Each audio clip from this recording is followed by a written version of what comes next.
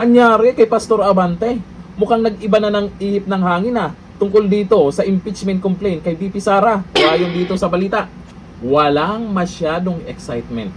Ganito ilarawan ni Manila 6th District Representative pala yan, Benny Abante Jr. na sa ngayon ay wala siyang nakikitang sigla o matinding interes mula sa mga kongresista, lalo na sa hanay ng administrasyon para suportahan ang posibleng panibagong impeachment complaint laban kay Vice President Sara Duterte sa sandaling magtapos ang 1-year bar sa February 6, 2026. Teka lang, parang iba na yung datingan ni Abante dito tungkol sa impeachment Bakit nakaraan gigil na gigil pero hindi sila nanalo? Sa bagay napa-impeach nila sa Kamara.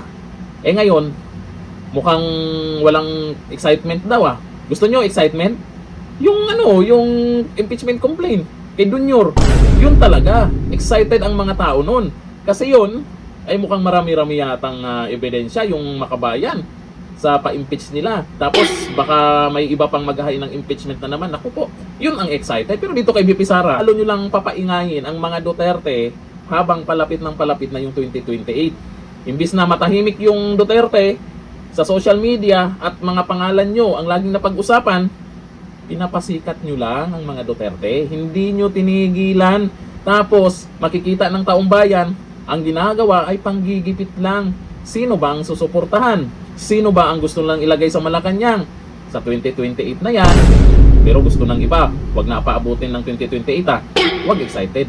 Relax lang kayo Sa isang radio interview, diretsahang sinabi ni Abante na malamig ang tugon ng mambabatas pagdating sa usapin ng impeachment.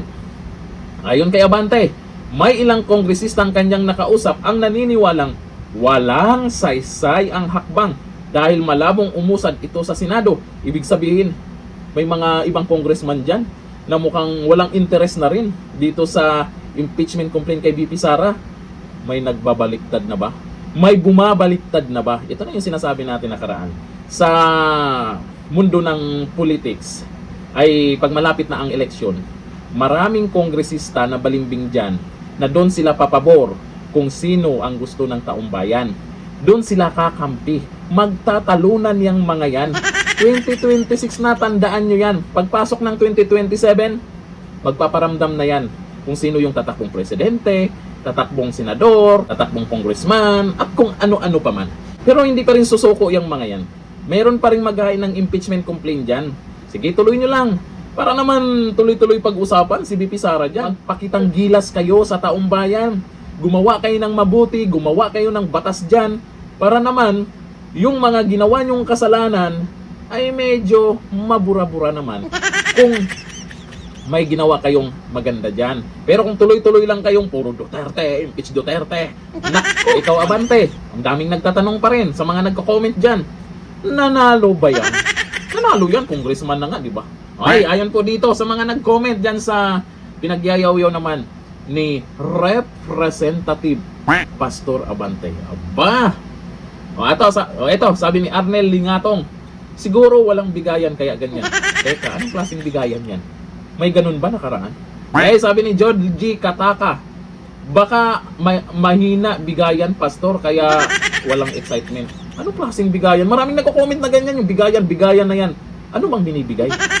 Sabi nila, Haida Balbo, unti-unti nang nagparamdam ang mga lilipat. Marami pong dyan, balimbing. Tandaan nyo, sa panahon po ni dating Pangulong Duterte, maraming Duterte dyan. Pero believe po ako sa ilang congressman dyan, lalo na yung nasa minority, na talagang nanindigan sila. Yung tapang nila. Di ba? Marami dyan, may mga congressman dyan na talagang nakikita natin hindi balimbing. Kung saan sila papanig, nandun sila. May maingay dyan na pinakita talaga nila yung suporta sa taong bayan at syempre naniwala din sa pamamaraan ng mga Duterte. May iba din dyan, tahimik lang. Sabi ni Carl Clear, parang may naamoy na si Kong Abante. Ay, malamang. Sa issue ba naman ngayon dyan sa Kongreso o lalo kay Saldico at sa iba pang congressman dyan, bilyon po ang ibinabato na pumaldo sa mga ibang congressman di umano doon sa maanumalyang flood control projects at kung ano pa. Hindi nga nila mapanagot. Wala pang napakulong dyan sa mga sangkot di umano sa maanumalyang flood control projects at sa iba pang mga insertion ba yon. Ang laking halaga yon, bilyon-bilyon. Tapos tutukan nila itong kay BP Sara. May hiya naman sila. Nakakahiya, di ba? Siyempre pag-uusapan ng taong bayan yon. Ay, bakit si BP Sara tinutukan nyo? Confidential fund yan.